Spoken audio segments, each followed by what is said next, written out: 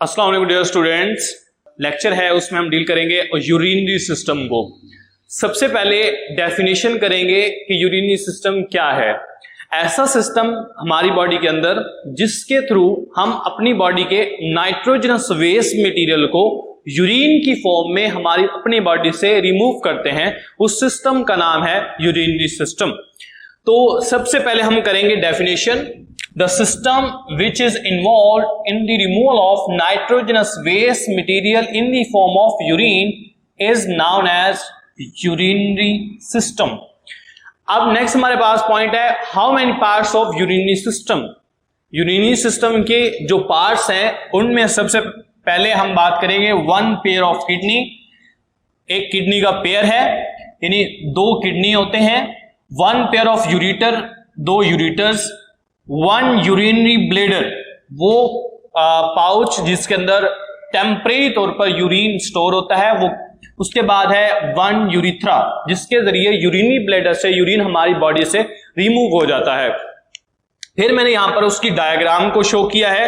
तो डायग्राम में अगर हम गौर से देखें तो हमारे पास एक पूरा यूरिनरी सिस्टम को यहां पर रिप्रेजेंट किया गया है। ये हमारे पास, मैंने यहां पर राइट साइड पे एक डायग्राम नहीं है, ये हमारे पास है राइट किडनी, ये हमारे पास है लेफ्ट किडनी। अब दोनों किडनी के ऊपर जो है एक ग्लैंड मौजूद होता है जिसका नाम होता है एड्रीनल ग्लैंड। इसके बाद हमारे पास है कि हमारे पास दो तरह के ब्लड वेसल्स हैं, एक है रेनल आर्टरी, दूसरा है रेनल वेन। रेनल आर्टरी वो ब्लड वेसल्स हैं जो कि ब्लड लेके जाती हैं हमारे पास किडनी के अंदर, और रेनल वेन वो हैं जो कि ब्लड लेके दोबारा यानी कि किडनी से दोबारा हार्ट की तरफ लेके जाती हैं, रेनल वेन होती है।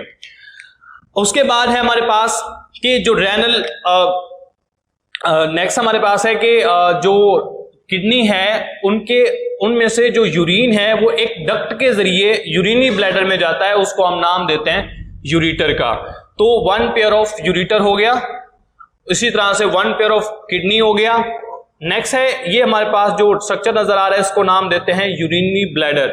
यूरिनरी ब्लैडर वो टेम्परेरी तौर पर इसके अंदर यूरिन को स्टोर किया जाता है, और जब ये यूरिन जो है वो यूरिन से फिल हो जाता है तो उसके बाद इसको मैच्योरेशन रिफ्लेक्स के जरिए हमारी बॉडी से रिमूव किया जाता है with the help of external tubule which is known as external urethral sphincter. उसके बाद अगर हम बात करें मसल्स की जो इन्वॉल्व होते हैं, तो यूरिटर, ये आपको नेट जो ट्यूब्यूल नजर आ रही है ब्लैक, और यूरिनरी ब्लैडर के यहां पर बेस के अंदर ये आपको मसल्स नजर आ रहे हैं, इनको हम नाम देते हैं urethral sphincter. Urethral sphincter basically smooth muscle से बने होते हैं, इनवॉलंटरी होते हैं, जो कि यूरिन को यूरिटर से यूरिनरी ब्लैडर के अंदर ट्रांसपोर्ट करते हैं। अगर हम यूरिट्रल स्फिंक्टर की डेफिनेशन करें, ring of muscles present at the junction of ureter and urinary bladder is known as, यानी यूरिटर और यूरिनरी ब्लैडर के जंक्शन के ऊपर जो मसल्स हैं उनको हम यूरिट्रल स्फिंक्टर कहते हैं। और उसके बाद अगर हम बात करें, यूरिन जब फिल हो जाता है उसके बाद जब बॉडी से बाहर रिमूव करते हैं तो जो है ट्यूब्यूल है उसका नाम है यूरिथ्रा। और यूरिथ्रा के बेस के ऊपर दो तरह के मसल्स हैं जिनको हम एक्सटर्नल और इंटरनल यूरिथ्रल स्फिंक्टर कहते हैं।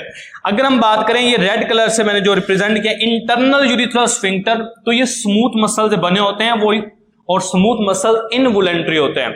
जबकि अगर हम बात करें एक्सटर्नल यूरिथ्रल स्फिंक्टर की, तो ये हमारे पास स्केलेटल मसल से बने होते हैं और ये वॉलंटरी होते हैं। तो ये इंटरनल और एक्सटर्नल यूरिथ्रल स्फिंक्टर बेसिकली हमारी बॉडी से यूरिन को रिमूव करने के अंदर हेल्प करते हैं।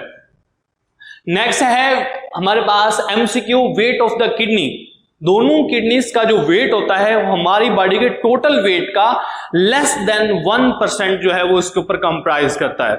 उसके बाद दूसरा पॉइंट है कि अब जो हमारे पास किडनी है इसके अंदर बहुत सारा यानी नेटवर्क होता है ट्यूब्यूल्स का, और उन ट्यूब्यूल्स को भी कन्वोल्यूटेड किया जाता है नेफ्रॉन्स की फॉर्म में। और नेफ्रॉन वो स्ट्रक्चरल एंड फंक्शनल यूनिट है किडनी का जो कि यूरिन फॉर्मेशन के अंदर इन्वॉल्व होता है। अब इसमें एक पॉइंट याद रखिएगा एमसीक्यूज के तौर पर, जब एक कार्डियक बीट होती है तो टोटल ब्लड का 20% ब्लड जो है वो किडनीज को सप्लाई किया जाता है। नेक्स्ट है हमारे पास रेनल पेल्विस की डेफिनेशन। तो रेनल पैल्विस बेसिकली ये आपको यहां पर ये कैविटी नजर आ रही है, यानी कि जहां पर जो है वो यूरिन स्टोर किया जाता है, यानी कि नेफ्रॉन से जब यूरिन आता है तो इनके अंदर जिस कैविटी के अंदर स्टोर होता है उसका नाम है रेनल पैल्विस। रेनल पैल्विस की अगर हम डेफिनेशन करेंगे तो हम कहेंगे कि वो किडनी की वो सेंट्रल कैविटी जिसके अंदर यूरिन को एंटर किया जाता है after urine formation from nephron is called renal pelvis. Renal pelvis क्या है? The urine is collected into the central cavity of kidney which is known as renal pelvis. उसके बाद नेक्स्ट हमारे पास आता है ureter. What is ureter? The duct which transfer the urine from renal pelvis into the urinary bladder is also known as ureter, and there are two ureters are present in human body. The duct which carry urine from renal pelvis to urinary bladder is called ureter. उसके बाद है internal structure of kidney. Kidney का अगर हम internal structure देखें तो हमें kidney के अंदर दो पार्ट्स मालूम होते हैं। इसका आउटर पोर्शन है और आउटर पोर्शनल जो होता है ये ग्रैनुलर होता है, तो इस आउटर पोर्शन का नाम होता है रेनल कॉर्टेक्स। उसके बाद होता है इसका inner striated region. Internal striated region of the kidney is also known as renal medulla. तो दो पार्ट हो गए, एक outer portion renal cortex, inner portion renal medulla. Renal medulla और रेनल कॉर्टेक्स के बॉर्डर के ऊपर, यानी जहां पर रेनल कॉर्टेक्स एंड होता है और जहां से रेनल मेड्यूला स्टार्ट होता है, तो उस पोर्शन का नाम होता है हम कह सकते हैं जक्स्टा मेड्यूलरी पोर्शन। और यहां पर मोस्टली जो है वो नेफ्रॉन्स प्रेजेंट होते हैं जिनको हम नाम देते हैं juxta medullary nephron. Basically, juxta medullary nephrons are also involved into the formation of concentrated urine with the help of the counter current multiplier. उसके बाद हमारे पास है रेनल पायरामिड्स की definition. What are the renal pyramids? Basically जो हमारे पास medullary reason होता है उसके अंदर जो नेफ्रॉन्स हैं वो ट्राइंगल फॉर्म के अंदर, ये आपको नजर आ रहा होगा, ट्राइंगल फॉर्म की फॉर्म के अंदर मौजूद हैं और हम इनको रेनल पायरामिड्स का नाम देते हैं। अगर हम डेफिनेशन करेंगे हम कहेंगे in medullary region the striated arrange, यानी स्ट्रिएशन, किसकी स्ट्रिएशन? नेफ्रॉन्स की, are present in the form of triangle form which is also known as renal pyramid. फिर अब ये पूरा स्ट्रक्चर अगर हम देखें, एक इसमें से एक लेंगे तो हम नेफ्रॉन कहते हैं। और नेफ्रॉन बेसिकली क्या है? The structural and functional unit of the kidney is also known as nephron. और हमारी बॉडी के अंदर मिलियंस ऑफ नेफ्रॉन्स प्रेजेंट होते हैं जो कि यूरिन फॉर्मेशन के अंदर इन्वॉल्व होते हैं। उसके बाद हमारे पास है the structure of the nephron. Nephron के दो पोर्शंस होते हैं। अब देखिए हमारे पास सब फर्स्ट पोर्शन ये हो रहा है और सेकंड पोर्शन ये आपको ट्यूब्यूलर पोर्शन नजर आ रहा है।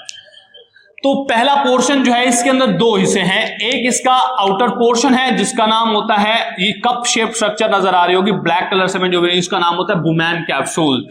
और दूसरा इसका, ये आपको रेड ब्लड वेसल नजर आ रही है उनकी, इनको हम कहते हैं ग्लोमेरुलस। अब डेफिनेशन करेंगे तो क्या कहेंगे? The nephron, first portion of nephron which is in the form of swelling portion which is cup shaped structure which enclose the glomerulus is called Bowman capsule। और इसके बाद जो इंटरनल है ग्लोमेरुलस, इसके अंदर बेसिकली जो ब्लड वेसल अंदर blood लेके जाती हैं उन्हें हम कहते हैं एफिरेंट आर्ट्रियोल्स, और जो कि ग्लोमेरुलस से ब्लड बाहर लेके जाती हैं उन्हें हम इफिरेंट आर्ट्रियोल्स का नाम देते हैं। ये पॉइंट क्लियर हो गया? एफिरेंट जो अंदर जाती हैं ए से, और जो बाहर लेके जाएंगी उन्हें इफिरेंट, ई से इफिरेंट आर्ट्रियोल्स। उसके बाद next second portion tubular portion है जिसका काम, और इसके बाद अगर हम बात करें बुमैन कैप्सूल के फंक्शन की, बुमैन कैप्सूल का फंक्शन होता है फिल्ट्रेशन ऑफ ब्लड। अब जब ग्लोमेरुलस से जो वेस्ट मटेरियल होता है वो फिल्टर करके बुमैन कैप्सूल में आ जाता है जिसको हम नाम देते हैं बुमैन, या कह सकते हैं कि फिल्ट्रेट का नाम देते हैं। उसके बाद हम सेकंड पोर्शन की बात करें तो सेकंड पोर्शन जो नेफ्रॉन का है ये ट्यूब्यूलर पोर्शन है और इसका काम होता है रीअब्जॉर्प्शन। तो इसके फर्स्ट पोर्शन को, या नेफ्रॉन का जो सेकंड कन्वुलेटेड पोर्शन होता है, इसका नाम होता है proximal convoluted tubule. Proximal convoluted tubule के फंक्शन को हम आगे डील करते हैं नेक्स्ट। अब जैसे ही कन्वोल्यूटेड पोर्शन एंड होता है तो एक यू शेप टिब्यूल यहां पर आपको नजर आ रही है, इसका नाम होता है loop of Henle. Loop of Henle जहां पर एंड होता है तो वहां पर एक दोबारा से कन्वोल्यूटेड पोर्शन है, उसका नाम होता है डिस्टल कन्वोल्यूटेड टिब्यूल।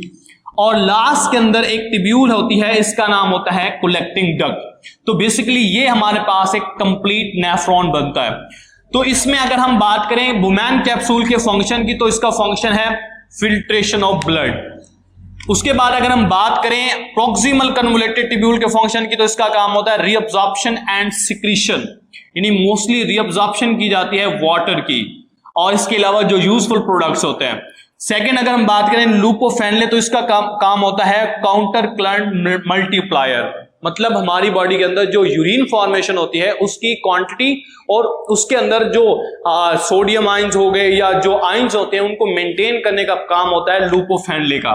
उसके बाद नेक्स्ट हमारे पास है distal convoluted tubule. Distal convoluted tubule के बात करें तो इसका काम होता है reabsorption of water and secretion of the potassium ions and hydrogen ions.